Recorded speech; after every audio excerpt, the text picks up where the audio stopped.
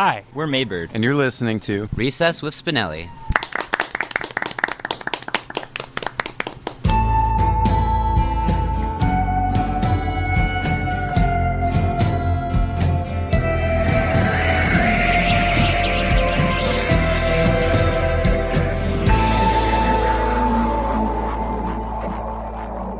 You are listening to Recess with Spinelli here on WSPN, Saratoga Springs, New York, Hoxton FM, London, England, and the New York State Music Blog. And today we are here with MAYBIRD, who are currently based out of a couple different cities, from Rochester, but currently based in Brooklyn and Troy, New York. Thank you so much for joining me today, guys. Thank you so much for having us. So let's clarify a little bit of where you guys are based from. So you started off in Rochester, to my understanding, but now you're kind of split between a couple of different cities. So who is and how does that work with the band dynamic? We've got two in Brooklyn, plus our bass players in Brooklyn, but that's myself and my brother Adam.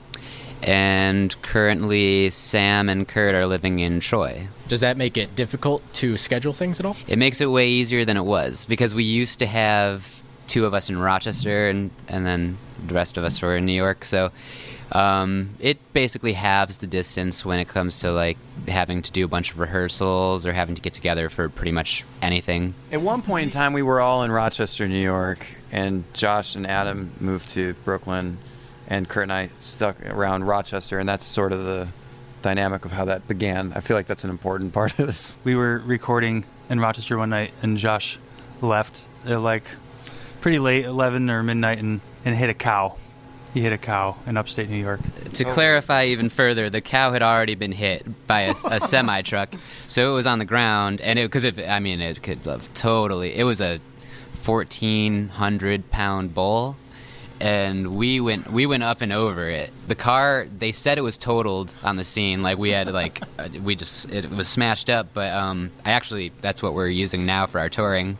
They were able to fix it up. Well, what's the decision or the reason for the decision, though, to be in two separate cities? Is it because of other jobs as well? Initially, it kind of was, but it wasn't really on our behalf. It was Adam's girlfriend got a job in New York and needed people to kind of move there with her in order to share a space with a bunch of people and make it a bit cheaper. So we were very down to join her and do that, and kind of started doing other things down there. Adam was taking some classes. I was working in New York until things really kind of started taking off for the band a bit more, and we had like a much more full schedule of things that we needed to do as MAYBIRD more recently. So when would you say things, scheduling-wise, started to move? Exactly a year ago, I would say, when we first started working with 30th Century Records, so we had like a pretty long grace period where we could get our lives together before we were going to be hitting the road quite a bit or just working on records a lot of the time. But now that's mostly what we do.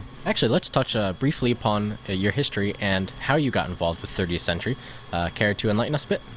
Sure, yeah. I mean, we began, I would say, 4 years ago in Rochester. I was a solo, like a singer-songwriter in Rochester, just put out a few albums under my name and was playing shows out.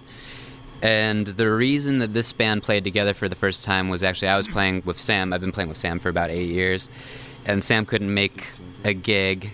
So I asked Kurt to fill in for him. But then it turned out that Sam could make the gig, so Sam and Kurt played together for the first time. I believe that was the first time they'd ever, shared a stage together. Two great guitar players, these songs together for the first time, not really knowing what to do to kind of, make that work. When you got, two really good guitar players on a stage, it's like you kind of got to divide where the attention is, or, where, arrange parts and whatnot. So it kind of just happened really organically, and we all were talking to each other afterward, and we're like, we really like this. So we decided to kind of put a name to it and make a band out of it. And so we recorded some music at the same spot that show actually happened. It was a friend's house, and he was having a little music festival in his back yard area, because he's got some space back there.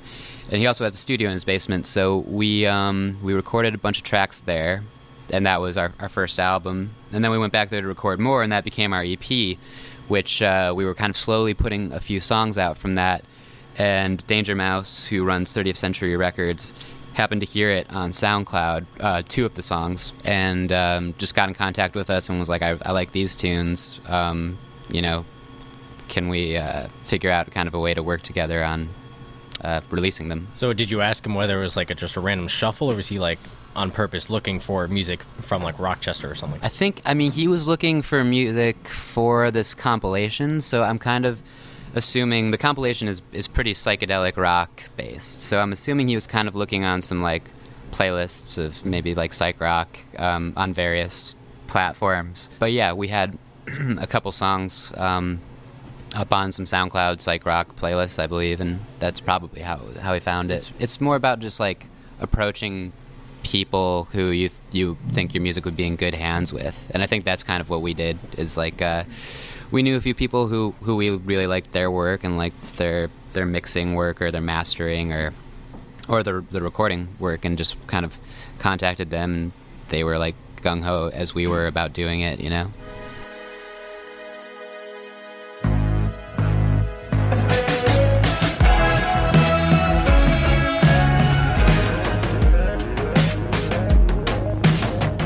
Now, currently being on a label now for this album, because the last one I believe was fully self-produced. Does it raise the stakes on the second work, or does it open up some new doors? What changes going from full self-production to now having label contribution as well? Well, we're doing a little bit of each. We're working with some producers, and we're doing a little bit ourselves still. And the difference is basically that you have to kind of give your song away a little bit to somebody else and see where it goes. And in all the experiences that we've had so far with it, it's gone to a really great place. So I think we're very happy doing either pursuing either route of recording and the whole production process. So as you are producing music, writing, performing, what are the things about being in a band, making music, that bring you joy and make you want to continue doing this for work?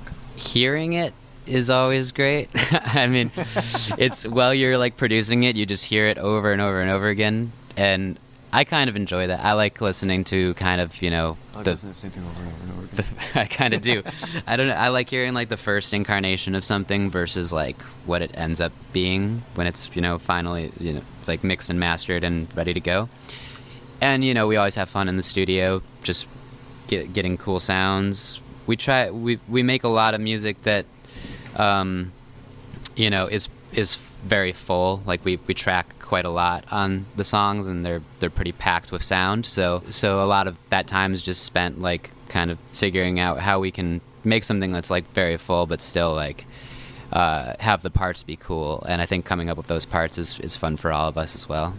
Traveling with your friends and meeting other bands and getting to see the country, that's definitely a good part of being in a band. I like that, we're a part of this label that we're on, that, like, for me, Danger Mouse is, like, definitely, like, a huge hero of mine.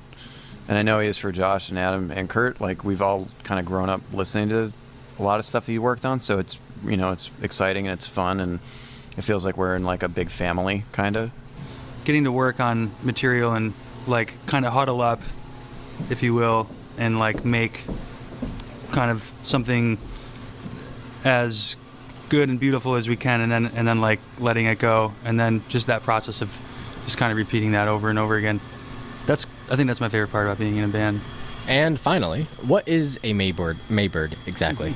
The name comes from, it was one of the first songs that I ever wrote was called Maybird, and it was just like a really simple acoustic guitar song that I wrote in like junior or senior year in high school, and it was just kind of about like I was born in May, and I wrote this song kind of about like this bird that sits on your shoulder like since you're born, guiding you through like situations and stuff. It's like a cute little thing.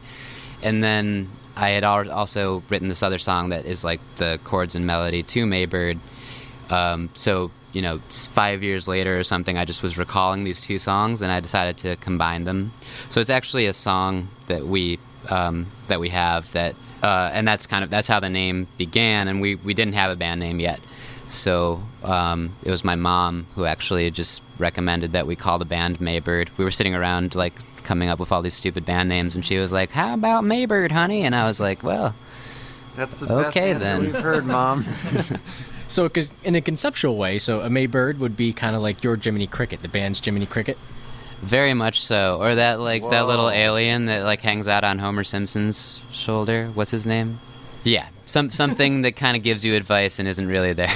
All right, before we head off, is there any final thoughts, anything else that you guys would like to promote? We'll be back in Albany, I believe, in May for our next release, which that EP will be coming out, I think, earlier in May. So that'll be cool. We should have some new music, a little earlier than that as well.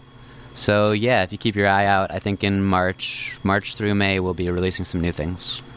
Excellent. Well, thank you so much for joining me today, guys. Thank you. Yeah, thank you. You have been listening to Recess with Spinelli here on WSPN, Saratoga Springs, New York, Hoxton FM, London, England, and the New York State Music Blog.